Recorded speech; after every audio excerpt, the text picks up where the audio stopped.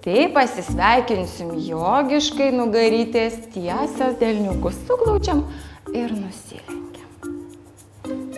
Ir vieną kartą gyveno karalius, kuris labai gražiai ir laimingai gyveno, kol vienas piktūnas nusprendė užpulti jo šalį. Tada mūsų karalius sukvietė visus karius, jie atėjo ir iškeliavo į mūšį. Kaip karys keliauja, taip, jis žygiuoja, taip, žygiuoja karys į mūšį linksmai nusiteikęs, nes nori apginti savo šalį. Pažiūrėjo, saulė leidžiasi, greičiau pradėjo judėti, taip, greičiau kojytė mina, pasižiūrėjo tą vienintelį laikrodį ir iš visų jėgų pradėjo skuosti. Taip, nulėkęs į mūšį, ten viską nugalėjo, o nugalėjęs turėjo iškelti vėliavą. Darom platų žingsnį tvirtą ir pasisukam, kad matytume nugarytės. Va taip stovi. Taip tavo kojytės. Op, gerai. Tvirtas žingsnis, taip. Pasukam pėdutę į rato vidurį.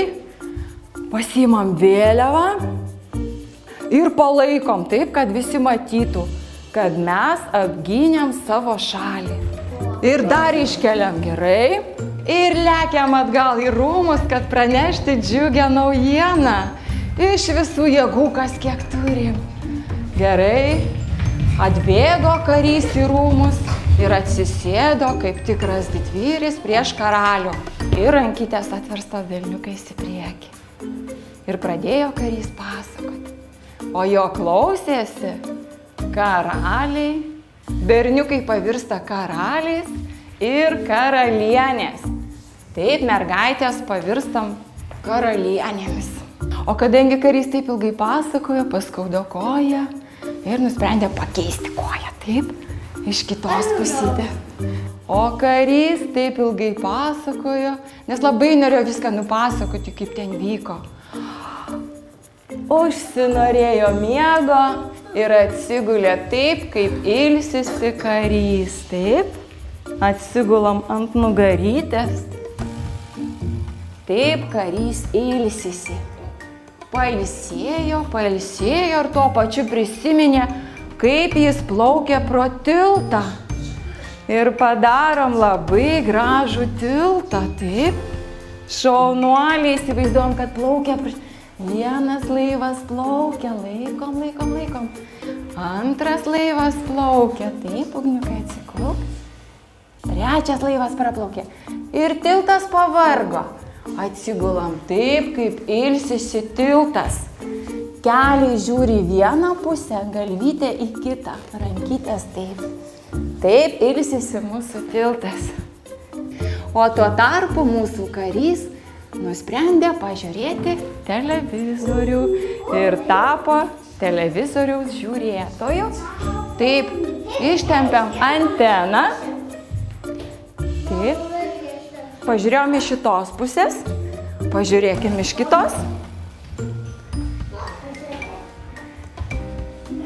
Gal ten kažkas įdomiau?